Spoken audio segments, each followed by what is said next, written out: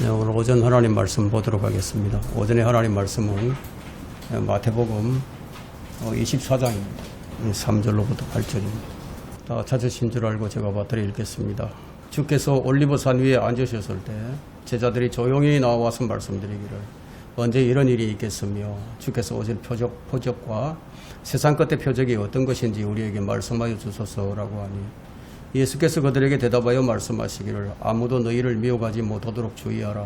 많은 사람이 내 이름으로 와서 내가 그리스도라고 말하며 많은 사람을 미혹하리라. 또 너희는 전쟁과 전쟁의 소문을 들을 것이라. 그러나 삼가 걱정하지 말라. 이는 이 모든 일이 반드시 일어나겠지만 아직 끝은 아니기 때문이라. 민족이 민족을 대적하고 나라가 나라를 대적하여 일어나겠으며 기근과 역병과 지진이 여러 곳에 있을 것이니 이 모든 것들이 고통의 시작이니라. 오늘 이 설교 제목은 고통의 시작, 아직은 끝이 아니니라. 이런 제목으로 이제 말씀을 전하도록 하겠습니다.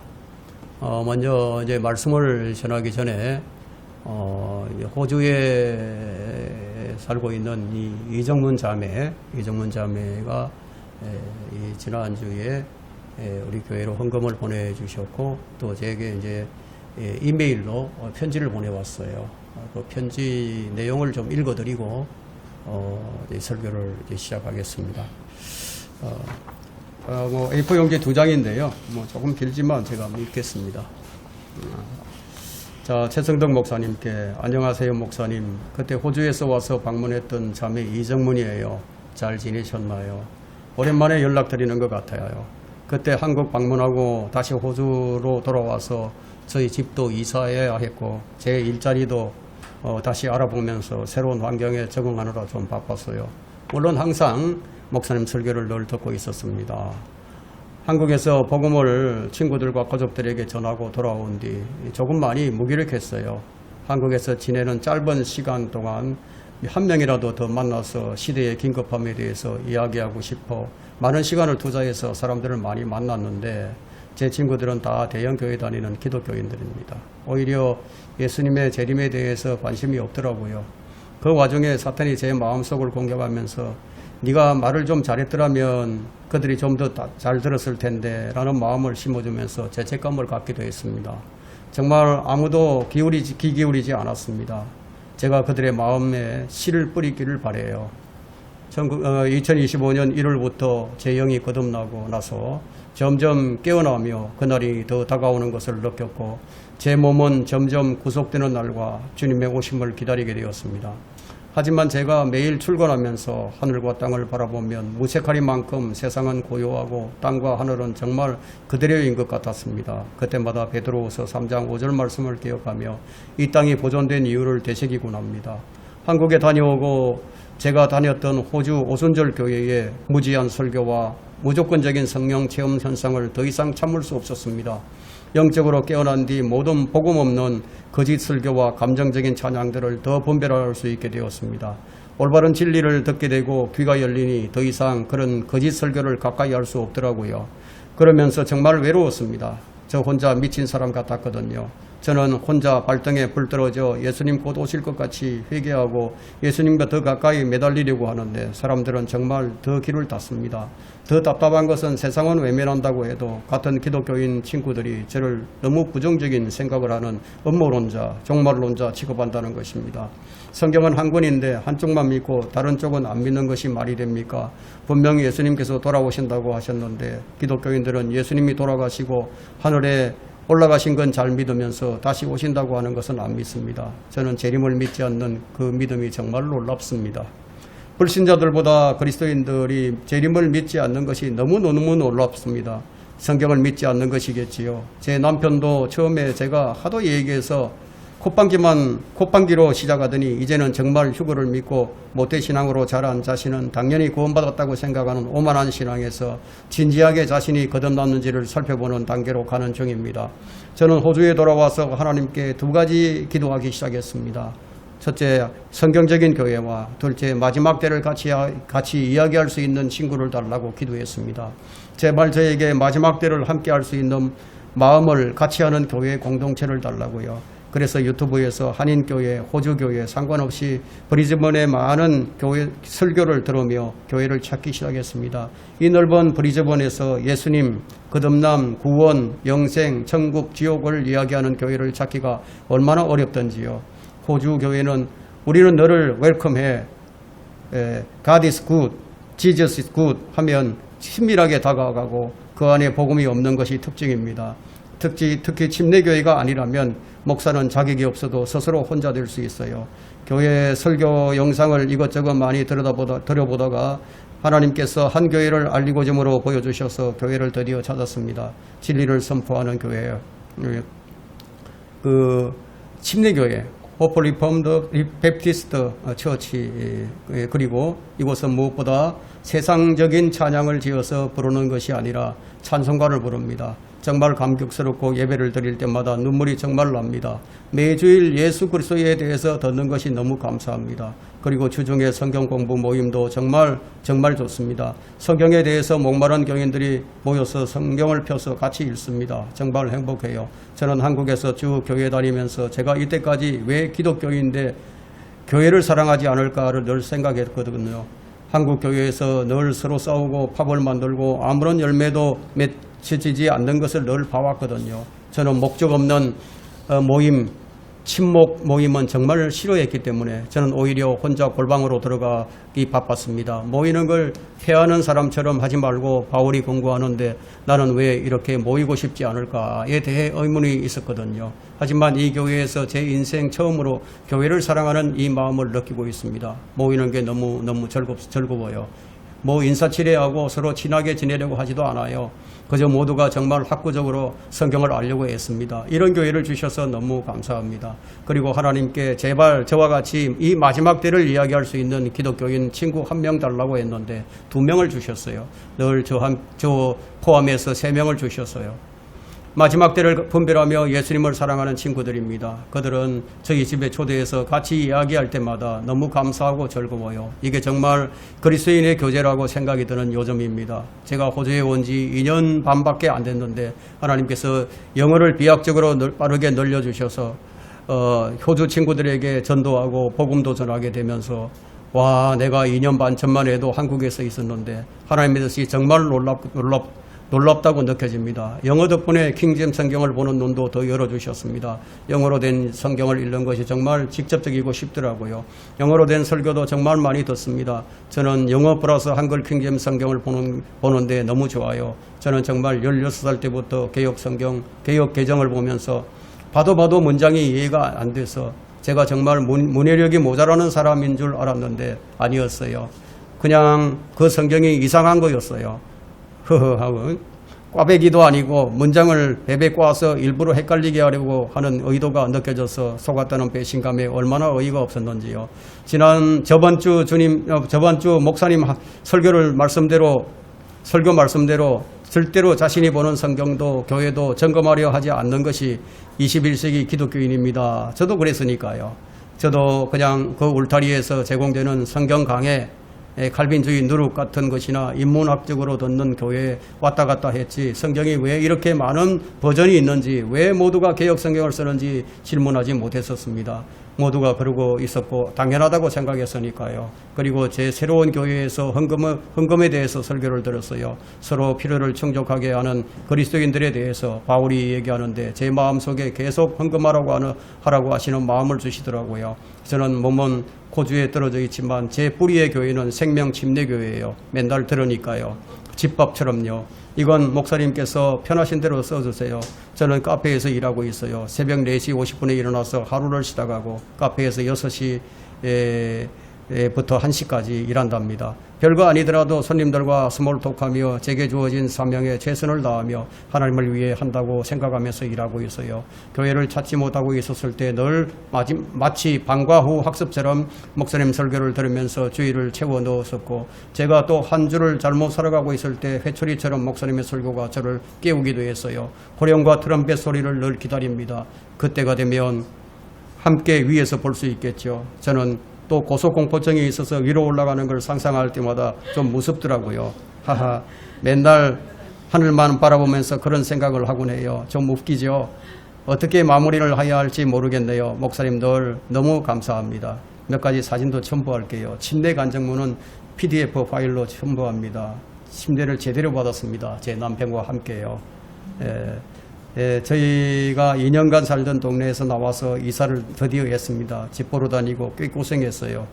헤이든 직장 근처 시티로 옮겼습니다. 뭐 등등 이렇게 쭉 있습니다. 이렇게 편지를 이제 보내왔습니다. 제가 이 뒤에 게시판에 이제 게시를 해둘 테니까 여러분들이 한번 더 자세하게 한번 읽어보시기를 바랍니다. 자, 이제 설교를 시작하도록 하겠습니다. 오늘 이 설교 제목이 고통의 시작, 아직은 끝이 아니니라. 자, 오늘 우리는 이 성경에서 가장 어려운 부분 중에 하나를 만나게 되었습니다. 마태복음 24장은 사도행전 2장 그리고 히브리서 6장과 마태복음 25장과 더불어 신학자들의 해석에 있어서 오류를 범하는 부분이에요. 사도행전 2장에서는 믿는 것과 성령 받는 것에 대한 오해가 있고요. 또 특히 이제 방언과 침례에 대해서 오순절 은사주의자들과 이제 캠벨주의자들에 의해서 이제 오해를 받고 있습니다. 히브리서 6장은 구원의 영원한 보장을 믿는 칼빈주의자들과 구원의 영원한 보장을 믿지 않는 알미니안주의자들 사이에 끊임없는 논쟁을 불러일으키고 있고요. 또 마태복음 25장은 신약 성도와 환란 성도를 구분하지 못하는 이들이 참 많습니다. 그래서 이러한 이 본문들에 대해서 항상 이제 여러 가지 이제 해석이 이제 나오게 되는데, 그러한 해석의 문제는 왜 나오느냐? 진리의 말씀을 올바로 나누지 않기 때문에 생기는 해석들입니다. 여기 이제 마태복음 24장도 마찬가지인데요. 여기에는 종말에 관한 문제가 등장하고 있죠. 그래서 이제 마태복음 24장은 항상 요한계시록 20장과 더불어서 무천년주의자들, 후천년주의자의 신학자들과 또 전천년주의 신학자들 간의 싸움터가 되어 왔습니다. 성경을 가지고 싸움을 하는 거죠.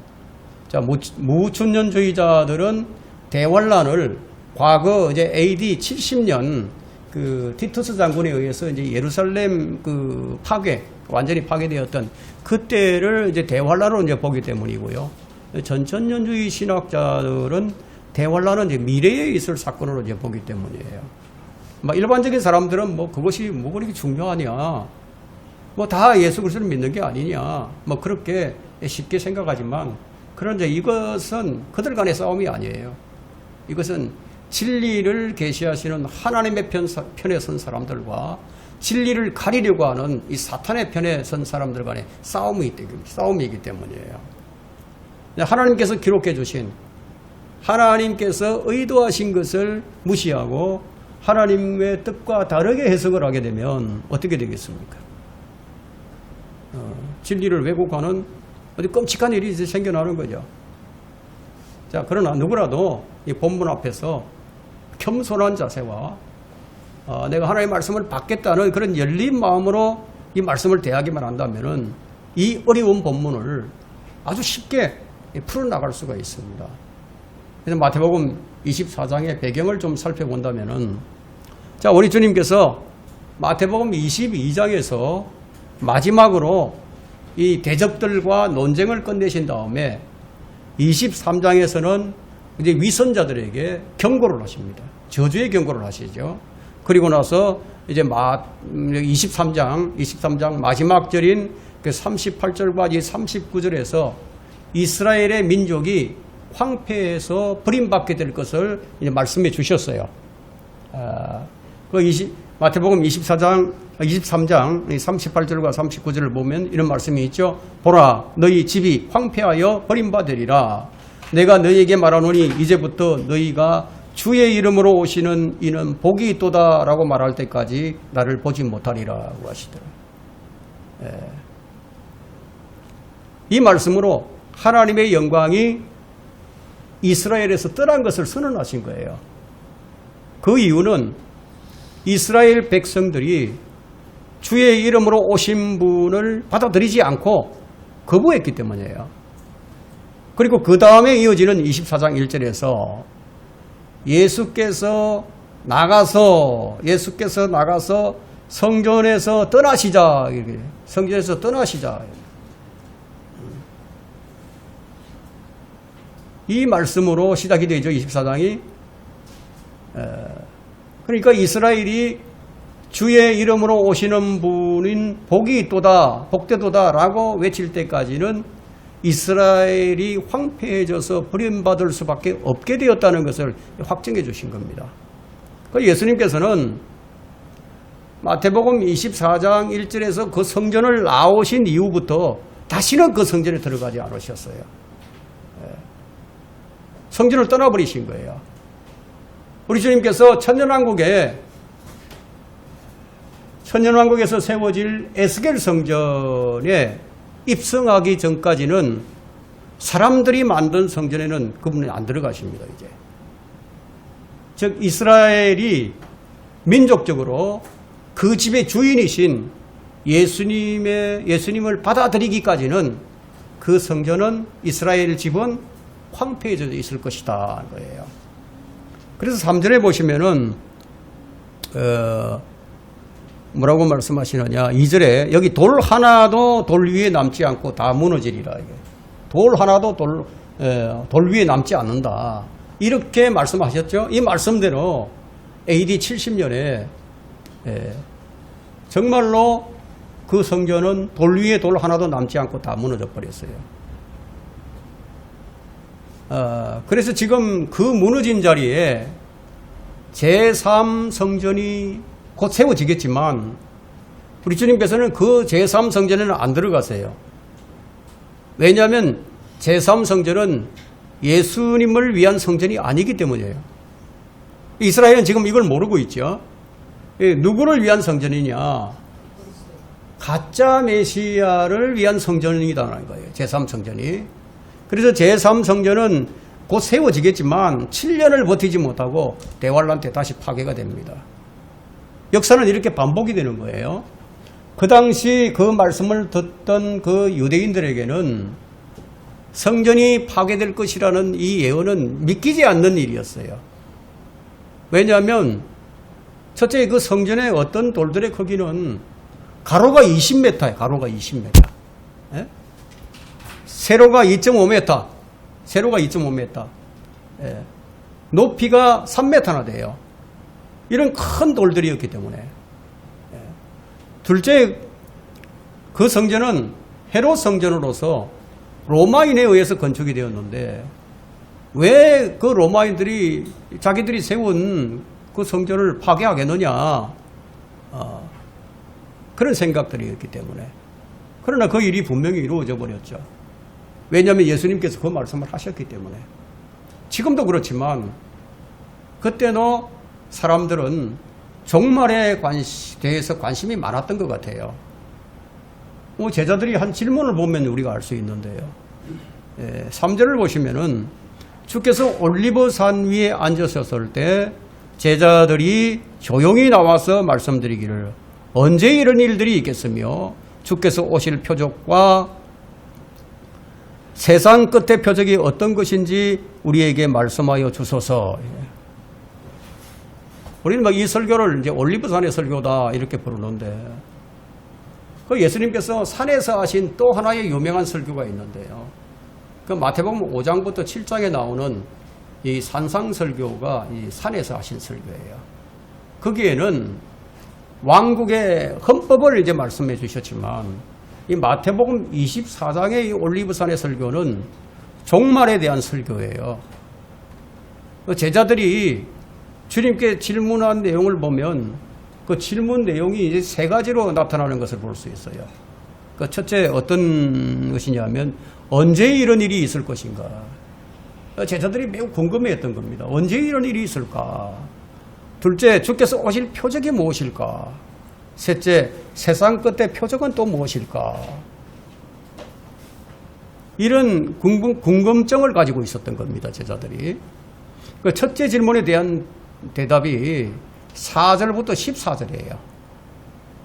그리고 둘째 질문에 대한 대답은 15절부터 22절까지.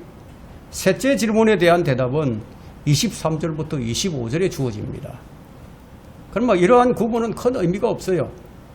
왜냐하면 주님께서 오실 표적과 세상 끝의 표적은 분리될 수 없는 것이기 때문에. 그럼 두 개, 세 개의 질문은 한 질문이나 마찬가지예요. 주의 재림을 기다리지 않는 그 무천년 신학자들은 마태복음 24장을 AD 70년으로 보고 있지만 그것이 아닌 이유는 뭐냐. 4절부터 14절의 말씀에서 AD 70년에는 일어나지 않았던 여기 종말의 사건이 지금 등장을 하고 있기 때문입니다. 그러니까 이 신학자들이 보면 성경을 볼 때 자기들 보고 싶은 대로 보는 거예요. 제자들은 세 가지 의미로 이제 분리해서 이제 질문을 했지만 예수님께서는 이 질문을 하나로 간주하시고 재림의 상황을 설명하신 것이 바로 이제 마태복음 24장입니다. 성전 파괴 하나만 놓고 본다면은 AD 70년에 적용을 해도 무방하겠지만 요한계시록의 기록을 보게 되면 제3성전은 건축한 후에 다시 허물어진다는 거예요. 그런데 예수님께서 종말에 관해서 설교를 하시면서 우리에게 주의할 점이 무엇인지를 설명해 주셨습니다. 그것이 바로 4절이에요. 자, 그게 뭔지 볼까요? 4절. 예수께서 그들에게 대답하여 말씀하시기를 아무도 너희를 미혹하지 못하도록 주의하라.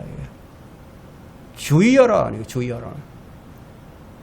그럼 주의하라는 것은 다른 것에 마음을 빼앗기거나 길을 내주지 말라는 그런 뜻이 되겠죠. 여러분은 우리 주님께서 곧 나를 데리러 오실 것이라는 이 분명한 이 소망이 있으십니까? 네. 소망이 있는 사람은요 반드시 주의를 하게 되어 있습니다. 주의하고 있는 사람들은 마음이 흐트러지지 않아요. 지금 여러분의 삶이 주님께서 기뻐하실 삶인가? 만일 여러분의 현재가 주님께서 기뻐하실 만한 삶이 아니라면 그것은 마귀에게 지금 속고 있는 겁니다. 자, 이 세상을 살면서 이런저런 일들이 많이 있을 수 있겠지만 여러분이 하나님 앞에 있든지 아니면 마귀 앞에 있든지 둘 중에 하나예요. 중립지대는 없어요. 만일 주님 앞이 아니라면 그럼 여러분은 주님 앞에 이제 부끄러움을 당하게 되겠죠. 예수님께서는 이런 사건들이 일어나면 우리가 무엇을 해야 할지를 말씀해 주신 것이 누가복음 21장 28절이에요. 이런 일들이 일어나면 우리가 무엇을 해야 할지를 이렇게 말씀하고 있습니다. 누가복음 21장 28절에 그러나 이런 일이 일어나기 시작하면 위를 보고 너희 머리를 들라. 이는 너희 구속이 가까웠습니다. 무슨 말씀이에요? 우리 구속이 가까웠다는 거예요. 이런 일들이 일어나면 그럼 휴거가 가까웠다는 거죠. 위를 보고 머리를 들라. 그럼 이런 일이 뭐예요? 이런 일이 일어나면 이런 일은 바로 오늘 본문 말씀이에요. 미혹하는 일과 주님이 오실 표적과 이 세상 끝의 표적들이다. 지금 그런 일들이 일어나고 있는 것을 우리는 지금 보고 있는 거예요. 이전보다도 훨씬 더 많이 일어나고 있어요. 회를 거듭할수록 이 세 가지의 표적이 더욱더 뚜렷해집니다. 여러분 세계 곳곳에서 일어나는 사건들을 한번 보세요. 지금 이 지구 환경은 급변하고 있죠. 살기 좋기로 유명한 그 프랑스가 지금 40도를 넘어요. 폭염 속에서 고통을 당하고 있죠. 기온이 상승을 하면서 일어나는 여러 기현상이 세계 곳곳에서 지금 속출하고 있습니다. 산불이 일어나면 대형 산불이에요. 요즘 조그만 산불은 안 일어나요. 대형 산불로 번지죠. 기근, 전염병. 여러분 우리가 코로나 팬데믹 경험을 했죠. 몇 년 동안. 지진, 화산, 해일. 자, 이제는 우리나라에도 기온이 지금 어제는 38도, 오늘 또 몇 도까지 오를지 모르죠. 이제 보통 37도, 38도 이게 보편화되어 버렸습니다. 그런데 문제는 뭐냐 하면 회를 거듭할수록 더 심해진다는 거예요. 여러분 전쟁을 한번 보세요. 전쟁이 계속되는 곳이 있고 앞으로 전쟁이 일어날 가능성이 있는 곳도 여러 군데 있죠. 여러분 캄보디아와 태국이 전쟁이 일어날 줄 여러분 상상이나 했습니까? 이런 전쟁이 계속 일어난다는 거예요. 이 나라도 전쟁의 위험도가 1순위에 속해 있는 나라예요. 지금 당장 전쟁이 일어난다고 해도 전혀 이상하지 않으리만치 위험성이 높은 나라가 이 나라입니다. 자, 20세기 들어서면서부터 전쟁은 더 자주 일어났습니다.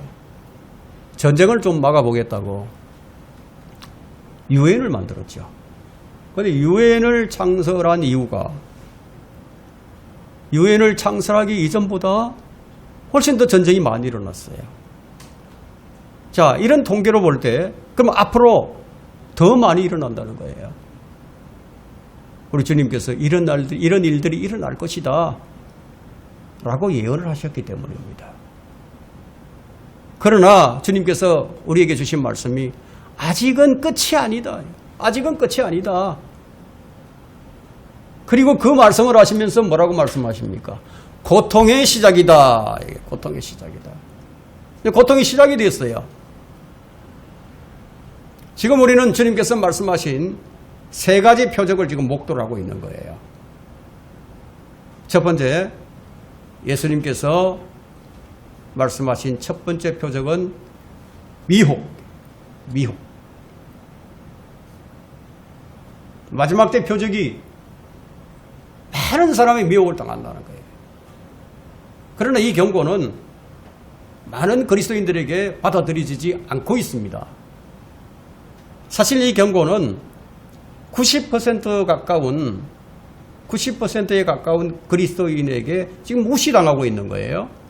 예를 들어 이웃을 사랑하라는 이 명령은 오늘날 크리스천들, 사회복음을 전하는 자들에게 잘 지켜지고 있죠. 그죠? 근데 아무도 너희를 미혹하지 못하게 하라. 이 명령은 성경을 믿는 그리스도인들에게조차도 무시되고 있다는 거예요. 아까 그 호주 자매가 얘기한 것처럼 사람들은 성천은 믿는데 재림은 안 믿는다는 거예요.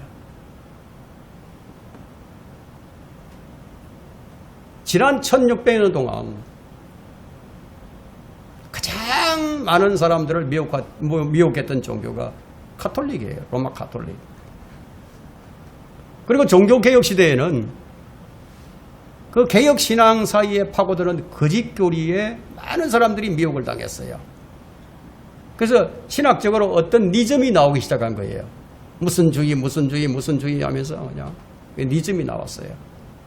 자, 현대에는 거기에다가 더해진 것이 있는데 이 학자들의 견해, 이 주석자들이 만든 이 주석, 그 많은 설교자들에 의한 거짓 교리에 많은 사람들이 미혹을 당하고 있습니다.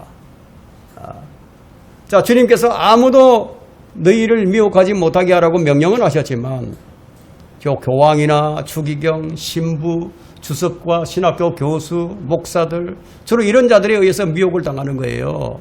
여러분, 이 세상 사람들에게 미혹당하는 게 아니고 이 종교인들에게 미혹을 당하고 있다. 그러면 이 명령은 영적 분별력에 관한 명령이죠. 그죠? 그러면 미혹을 당하지 않으면 어떻게 해야 됩니까? 성경을 알아야죠. 진리의 지식에 이르러야 한다는 거예요. 그래서 우리 하나님의 뜻은 모든 사람이 구원을 받고 진리의 지식에 이르는 것이다. 이거예요. 진리의 지식에 이르러야 된다. 이거. 그리스도의 충만하심에 장성한 분량에까지 이르러야 하고 모두가 영적인 사람들이 되어서 하나님의 말씀을 능숙하게 사용할 수 있는 사람이 되어야 그래야 미혹을 안 당하죠. 어떤 이들은 이렇게 생각하죠. 뭐 이렇게 두꺼운 성경, 어려운 성경 지식을 알 필요가 있느냐.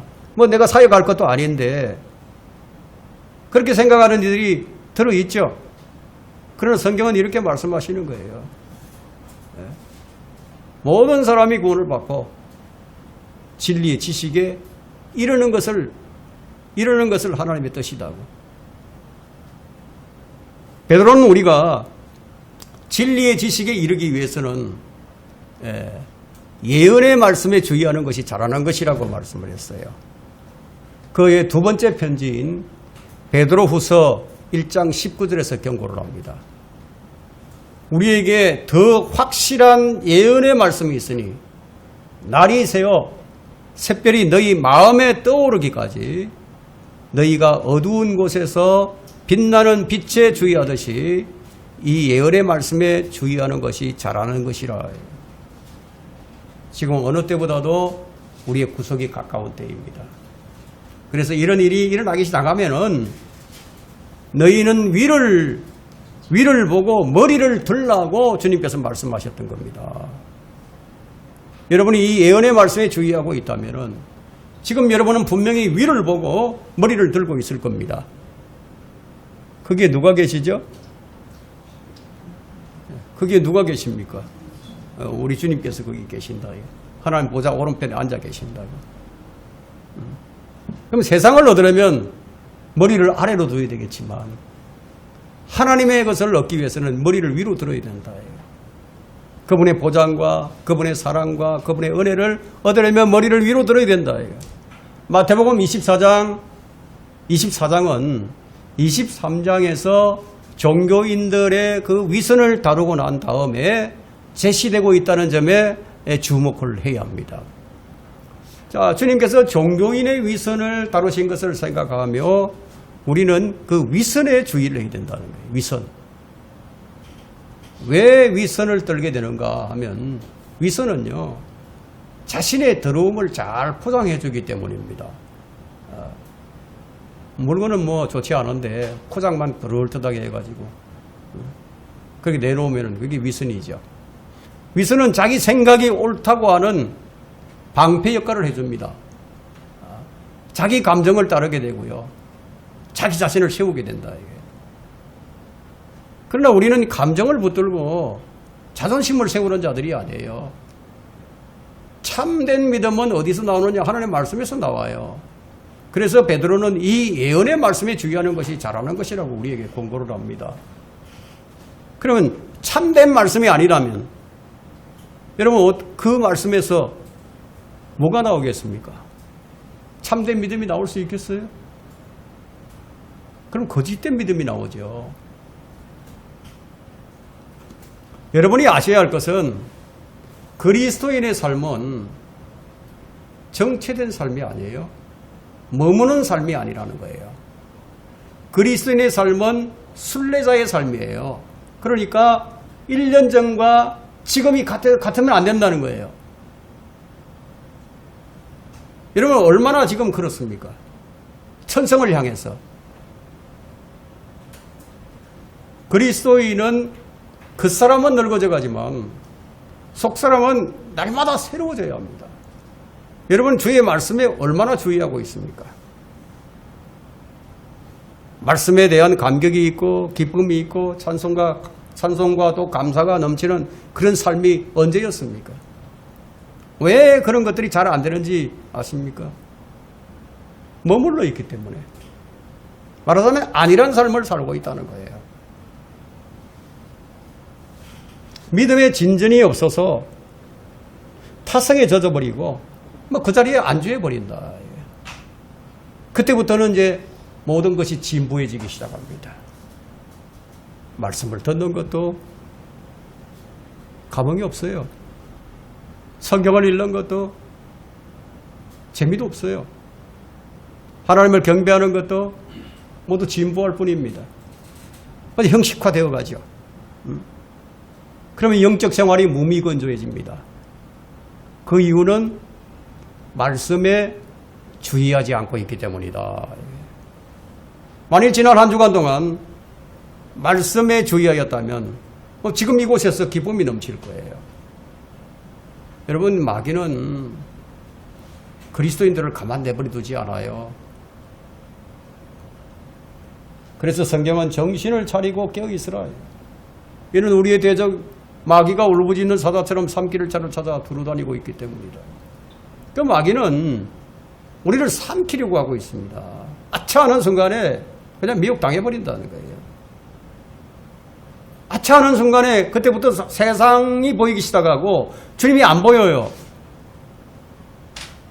그럼 세상이 소중한 사람들은 세상과 함께 살고 그러나 하나님의 말씀이 소중한 사람은요. 독사의 불에서도 주의 말씀을 따라서 발걸음을 옮기는 거예요. 그 디모데후서 3장 1절로부터 7절을 보게 되면 그 미혹이라는 것이 이 교회 시대의 끝에 이제 구체화되기 시작을 하고요. 그 미혹의 절정은 대환란 시대에 있을 것이다. 지금 우리는 지금 교회 시대의 끝에 와 있어요. 베드로후서 2장 1절로부터 3절에는 많은 거짓 교사들이 있을 것이라고 기록을 하고 있습니다. 그러나 백성 가운데 거짓 선지자들이 있었던 것처럼 너희 가운데도 거짓 교사들이 있으리라. 그들은 저주받은 이단들을 비밀리에 불러들어서 자신들을 사신 주마저 부인하여 급격한 파멸을 불러들이느니라. 또 많은 사람이 그들의 파멸의 길을 따르리니 그들로 인하여 진리의 길이 비방을 받을 것이라. 여기서 이 베드로가 하는 얘기가 과거에 있었던 것처럼 미래에도 있을 것이라고 말하고 있는데 우리는 이것을 통해서 초림 때와 재림 때가 그 상황이 얼마나 비슷한지를 이제 알 수가 있습니다. 초림 때 바리새인들과 사두개인들은 거짓 목사들로서 백성들을 목자 없는 양들로 내버려 두었을 뿐만 아니라 양의 탈을 쓴 이리들로서 양들을 파멸로 인도했듯이 마지막 때에 다시 한번 이러한 무리들이 나와서 이스라엘을 파멸로 인도할 것이라는 겁니다. 오늘 본문 오전에 5절에 이제 그 미혹을 아주 구체적으로 설명하고 있는데요. 어떤 자들이 미혹할 것이냐? 거짓 교사들인데요. 여기 보니까 5절에 본문 5절에 많은 사람이 내 이름으로 와서 내가 그리스도라고 하며 많은 사람을 미혹하리라고 얘기하고 있죠. 그 미혹은 항상 그리스도의 이름으로 와요. 지금도 그러한 자들이 많아요. 저 계룡산에 가면요, 공식적으로 뭐 자기가 그리스도라고 얘기하는 사람들이 50명이 넘는다고 해요. 내가 그리스도다. 뭐 심지어는 뭐 내가 하나님이다. 뭐 이렇게 얘기하는 사람들도 있으니까요. 하지만 이 예언은 적 그리스도에게 더 구체화될 것이다.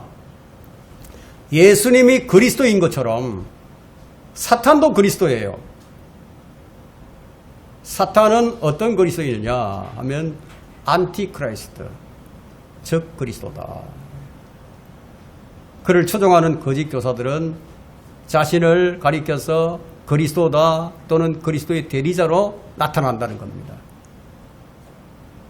지금도 사이비 이단 종파 교주들이 자신을 하나님이라고 말하는 것을 얼마든지 볼 수 있습니다. 그런데 이러한 현상이 대환란 때가 되면 더 극대화될 것이라는 겁니다. 지금 있는 가짜 그리스도들은 요즘 보면 변태교리죠. 변태적인 그런 교리를 가지고 나와서 뭐 혼란을 조장하지만 앞으로 나오게 될 거짓 그리스도들은요, 정상적인 사람들도 넘어갈 만한 그럴듯한 교리를 가지고 나와서 사회의 인정을 받으면서 활동을 할 것이라는 겁니다. 지금 우리에게 그런 것들이 보여지고 있습니다. 성경의 경고는 근데 미혹당하는 사람들이 소수가 아니라 많은 사람이라고 얘기하고 있죠. 지금 한번 보세요. 진리를 따르는 사람들이 많아요? 아니면 오류를 따르는 사람이 많은가요? 뭐가 더 많습니까? 오류를 따라가는 사람이 훨씬 더 많죠. 디모데후서 4장에도 많은 사람이 그렇게 될 것이다. 마태복음 7장에도 많은 사람이 잘못된 길을 갈 것이다. 그래서 주님은 너희는 좁은 문으로 들어가라. 이는 멸망하는 문은, 멸망으로 인도하는 문은 그 길이 광대하여 그 길로 들어가는 사람이 많으니라. 베드로후서 2장 2절도 마찬가지예요. 또 많은 사람들이 그들의 파멸의 길을 따르리니 그들로 인하여 진리의 길이 비방을 받을 것이라. 그럼 진리의 길이라는 것은요, 항상 소수의 사람들에게만 열려 있는 거예요. 이 시대에 100명의 설교자 중에 10명 정도가 구원의 복음을 전한다면 그 중에서 10명 중에 그 중에서 한두 명 정도가 하나님의 바른 말씀을 사랑하고 성경의 올바른 체계 속에서 예수 그리스도에 관한 계시로 성도들을 양육하고 성도들로 하여금 세상을 사랑하지 말라는 그런 성경적 가르침으로 책망을 하겠죠. 진리를 따라가는 사람들은 소수예요. 다수가 아니에요. 지금 진리를 따르는 사람들의 숫자가 점점 더 줄어드는 추세예요. 호주 자매와 같은 그 이정문 자매와 같은 그런 자매는 정말 찾기가 어려워요. 만나기 어렵습니다. 소망으로 가득 차서 주님을 기다리는 그런 신앙이 바른 신앙이죠. 둘째 우리가 살펴볼 것은 제자들의 질문에 예수님께서 답하신 두 번째 표적은 6절입니다. 6절 보세요. 또 너희는 전쟁과 전쟁의 소문을 들을 것이라. 그러나 삼가 걱정하지 말라. 이는 이 모든 일들이 반드시 일어나겠지만 아직은 끝이 아니기 때문이라. 아직은 끝이 아니다. 6절부터 이제 마지막 절까지는 정말 AD 70년에 예루살렘 파괴가 있었던 그때 적용할 수 없는 사건들이 제시가 됩니다. 왜 자꾸 이 말씀을 하느냐면 많은 학자들이 AD 70년에 있었던 예루살렘 파괴에만 이 말씀을 적용시키기 때문이에요. AD 70년에 예루살렘 파괴가 있었던 것은 사실이지만 6절부터 이어지고 있는 이 마지막 때의 표적은 AD 70년경에 일어나지 않았어요. 제자들이 이 경고를 들을 때에도 그때는 어떤 전쟁의 소문도 듣지 못했어요. 우리가 사도행전에서 전쟁과 전쟁에 대한 소문을 발견할 수가 없어요. AD 70년까지 어떤 전쟁도 없었어요. 예루살렘 파괴는 나라와 나라가 대적을 해서 일어난 것이 아니었고요. 로마 제국 안에서 일어난 폭동 진압이었어요. 특별히 이제 6절 끝에 끝이라는 말에 우리는 주목을 하게 됩니다. 여기서 끝은 마태복음 24장의 이 문맥을 들여다보면 대환란의 끝을 가리키고 있습니다. 이것은 사도시대의 끝을 가리키는 게 아니에요. 자, 7절을 봅니다. 민족이 민족을 대적하고 나라가 나라를 대적하여 일어나겠으며 기근과 역병과 지진이 여러 곳에 있을 것이니 민족이 민족을 대적하여 일어나는 일은 4세기 중엽까지는 일어나지 않았어요. 그러므로 이 사건은, 이 예언은 끝날에 있을 사건이지 AD 70년의 사건이 아니다 이거예요.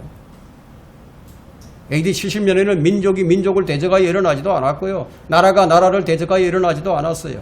또 기근과 역병과 지진도 AD 70년에는 없었어요. 더욱이 이 말씀을 듣고 있던 그 사도들 가운데 그 누구도 AD 70년 이후에 이 9절의 이후에 9절의 말씀처럼 주의 이름을 위하여 모든 민족에게 미움을 받지 않았어요. 왜냐하면 요한을 제외하고는 그때까지 살아있는 사도들이 없었으니까. 오히려 그때보다는 지금이 훨씬 더 많은 전쟁과 전쟁의 소문을 우리가 듣고 있죠. 그러나 주님께서는 그런 소문을 듣더라도 너희는 삼가 걱정하지 말라. 6절에서 말씀하십니다. 걱정하지 말라는 거예요. 여러분 걱정이 되십니까? 우리 주님은 걱정하지 말라고 말씀하고 계세요. 이 모든 일이 반드시 일어나야 끝이 온다고 말씀하니까요. 일어나는 것은 필연적이라는 거예요. 7절의 말씀처럼 민족이 민족을 대적하고 나라가 나라를 대적하고 기근과 역병과 지진이 해가 갈수록 더 빈번하게 일어날 것이라는 겁니다. 평안은 꿈일 뿐이에요. 이 세상은 점점 더 악한 상황으로 빠져듭니다. 그것도 여러 곳에서. 그러나 우리는 걱정하지 않아요. 왜냐하면 우리 그리스도인들은 대환란을 기다리는 자들이 아니니까. 휴거를 기다리는 자들이기 때문에. 그래서 데살로니가후서 2장 1절로부터 2절에 이런 말씀이 있죠. 형제들아 우리 주 예수 그리스도의 오심과 그 앞에 우리가 함께 모이는 것에 관하여 이제 너희에게 간구하노니 영으로나 말로나 또 우리에게서 받았다고 하는 편지로나 그리스도의 날이 가까웠다고 마음이 쉽게 흔들리거나 두려워해서는 안 될 것이라. 이런 말씀을 우리에게 주신 거예요. 이런 소문이 들릴 때마다 우리의 마음은 더 평온해져야 됩니다. 왜 두려워해요? 이런 말씀이 있는데. 그런데 여러분의 마음이 어떠세요? 이런 징조를 보고 이런 현상을 보면서 마음이 쉽게 흔들리고 그러지는 않습니까? 분명한 것은 거듭난 성도는 대환란 통과하지 않는다예요. 여러분이 주 예수 그리스도를 개인의 구주로 영접했다면 반드시 대환란에 앞서서 데려가신다는 겁니다. 그 후에 대환란이 시작이 됩니다. 그러니까 미국에 있는 바이블 빌리버들, 이 사람들은요 매일 학수고대를 합니다. 주님의 공중재림을 기다리는 거예요. 이번 6월절에는 오시겠지. 안 오시면 이번 오순절에는 오시겠지. 그래도 안 오시면 오순절이 지나면 나팔절에는 오시겠지. 나팔절이 지나면 장막절에는 오시지 않을까? 이런 기대를 가지고 하루하루를 주님을 고대하면서 살아가요. 지금 예수님께서 말씀하신 이 표적들을 보면서 특히 이 세계 정세를 이제 살피면서 전쟁과 전쟁에 대한 소문을 듣고 이 이스라엘 그 상황을 살피면서 그렇게 살아가는 거예요. 그리고 그들은 삼가 걱정하지 말라는 주의 말씀을 신뢰하면서 걱정을 하면서 기다리는 것이 아니라 기쁨으로 기다린다. 그런데 이 나라의 크리스찬들은 어떻습니까? 아주 아예 교회에서 휴거라는 얘기를 듣기 싫어하죠. 그래서 한국 교인들은 뭘 좋아하는지 아세요? 크고 웅장한 거 좋아해요. 크고 웅장한 것. 누굽니까? 광화문, 정광훈 목사? 예, 그분은 이제 강남에 기도원을 세운다고 헌금을 거둔다고 2천억짜리를 사겠다고. 크고 웅장한 거 좋아하는 거예요. 예배당의 거대한 건축물들은 수백억 원을, 수천억을 들여가면서 짓는 거예요. 그게 종교성입니다. 하나님께서는요, 교회가 순결하기를 원해요. 순결한 교회. 하나님은 많은 사람의 섬김을 받아야 할 필요가 있으신 분이 아니에요. 오히려 교회는 순결한 신부로서 발견이 되어야 합니다. 이것이 주님께서 기뻐하시는 교회의 힘을 입증하는 거예요. 종교는 숫자에 관심을 두지만 교회는 순결에 관심을 두는 거예요. 교회가 타락하고 썩는 이유가 무엇입니까? 종교가 되었기 때문에. 왜 사람들이 종교인으로 전락하는가? 보여주기 위해서, 자신을 높이기 위해서. 요한계시록 17장에 나오는 창녀가요, 짐승의 등에 올라타고 위세를 떨치면서 아주 기세등등하게 나오는 것처럼 이 시대에 미혹당한 교회들은 예수님의 이름으로 깃발을 세우고 십자가를 자랑한다고 하지만 무엇을 위해서 교회를 다니느냐? 권세, 명예, 물질, 아름다움, 생애 자랑을 위해서 교회에 나오는 거예요. 그것을 위해서 유다 이스카리ot처럼 주님께 거짓 입맞춤을 하고 있는 거예요. 유다 이스카리ot이 자신의 영화를 위해서 주님을 따랐지 주님을 섬기기 위해서 따른 것이 아니지 않습니까? 그랬던 것처럼 이것이 미혹의 영에 빠진 종교인들입니다. 예배당에 오는 이유가 뭐냐? 자신의 만족과 자신의 기쁨을 채우기 위해서. 외형적으로는 주님을 위한 것들이 많이 보이는 것 같지만 내면적으로 들여다보면 모두 자기만을 위한 것들이다. 여러분, 이게 종교인이에요. 바리새인들처럼 인정받으려고 하죠. 사람들이 이런 곳을 교회라고 부르지만 주님은 이런 곳을 교회라고 부르지 않아요. 그럼 주님이 이런 것을 어떻게 부르시는지 아세요? 사탄의 자리가 있는 사탄의 회당이라고 부릅니다. 교회는 자기를 부인하고 날마다 자기 십자가를 주님을 지고 자기 십자가를 지고 주님을 따라가는 자들의 모임이에요. 여러분이 반드시 알아야 하는 것은 이 마태복음 24장은 대환란을 기록한 것이다. 이것을 반드시 알아야 합니다. 자, 예수님께서 마지막 때의 최악의 상태를 말씀해 주셨는데, 자, 그것이 10절부터 12절에 있어요. 최악의 상태가 어떤 것이냐. 한번 보도록 하겠습니다. 10절부터 12절에. 그때 많은 사람이 실족하게 될 것이며, 실족한다는 건 뭐예요? 완전히 떨어져 나가버린다는 거죠. 믿음에서 떨어져 나가버린다. 서로 잡아서 넘겨주고 서로 미워하겠으며 또 많은 거짓 선지자가 일어나서 많은 사람을 미혹하리라. 불법이 성행함으로 많은 사람의 사랑이 식어지리라. 많은 사람이 실족한다. 많은 사람이 서로를 미워하면서 배반을 한다. 많은 거짓 선지자가 일어난다. 많은 사람들이 그들에게 미혹을 당한다. 많은 사람의 사랑이 식을 것이다. 거짓 선지자들이 일어나서 많은 사람을 미혹할 것이다. 서로 잡아서 넘겨주는 이런 일들이 실제로 대환란에 일어난다는 겁니다. 날이 갈수록 세상은 점점 더 불법이 성행하고 있죠.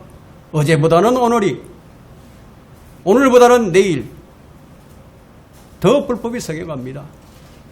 선이 악으로 둔갑을 하고요. 악이 선으로 둔갑을 하고요. 위정이 성행하고 모함하고 분별이 없고 선동하고 고소하고 음모를 꾸미고 재판을 해서 생매장하는 일이 아무 양심의 끄리낌도 없이 일어난다.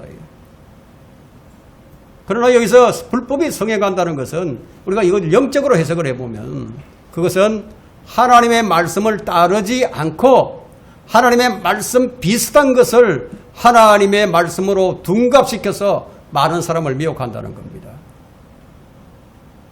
여러분이 주의해야 할 것은 바로 이것이에요. 사탄이 빛의 천사로 가상해서 나타나죠. 사탄의 종들이 의의 종으로 둔갑해서 나타난다는 이 사실에 주의해야 한다는 겁니다. 하나님 말씀에 대한 올바른 이해가 없으면요, 거짓 선지자 구별하지 못해요. 왜냐하면 그들은 고린도후서 11장 15절에 따르게 되면 사탄의 종들이 의의 종으로 가상해서 나타난다고 말씀하고 있기 때문이에요. 그냥 자신의 정체를 드러내면서 어떻게 사람을 속이겠습니까? 진리의 지식에 이르지 못하면 분별하기 어려워요. 그들은 마지막 때 뭘 들고 나오는지 아세요? 영적인 관심이 있는 사람들, 휴거에 관심이 있는 사람들, 종말에 관심이 있는 사람들, 이런 사람들에게 나타날 때 뭘 들고 나오겠습니까? 극단적 종말론을 들고 나오죠. 그래서 성경적 지식이 없으면 미혹당하는 것은 시간 문제입니다. 왜 신천지 같은 이단에 빠져듭니까? 성경 지식이 없으니까. 그러면 선지자의 의무가 무엇입니까? 선지자의 의무는, 기본 의무는 예언이에요. 그러면 선지자들의 말은 어떻게 되죠? 철저하게 성경적이라야 한다는 거예요. 하지만 지금이나 미래에 거짓 선지자들은 전혀 성경적이지 않아요. 그들은 거짓 표적을 행하고 양의 탈을 썼을 뿐 성경적인 근거로 말하지 않아요. 그들은 은혜의 복음을 전해야 할 자리에서 사회복음을 전하고요. 사람들의 가려운 길을 즐겁게 해주고 그들의 배를 섬기게 만드는 거예요. 현대 음악을 접목을 해서 사람들의 혼을 미혹에 빠져들게 만드는 겁니다.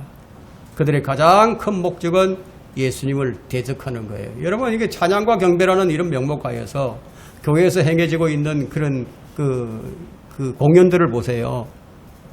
일렉트릭 기타와 드럼과 온갖 그 악기들을 동반해가지고 율동을 하고 춤을 추면서 현대 음악을 접목을 해서 요즘은 뭐 그 트로트 목사도 나와 있더라고요. 참 별짓을 다 하고 있어요. 예? 트로트 목사도 나와. 예. 그거 좋다고 그걸 초빙해가지고 트로트로 그냥 세상 참 그렇게 해서 그런 걸 하게 되면 사람들이요 감정적으로 빠져들어요. 뭔가 일어나는 것처럼 계속 그게 그리워집니다. 계속 찾게 되는 거예요. 그게 미혹입니다. 우리 그리스도인들은 말씀을 먹게 되고 올바른 말씀을 먹게 되면 얼마나 명징해지는지 아세요? 얼마나 정신이 맑아지는지 아세요? 미혹하고는 달라요. 뚜렷한 분별력이 생긴다. 다른 거예요. 이 시대에도 예수 그리스도를 대적하는 많은 사람이 적그리스도들로 나타나서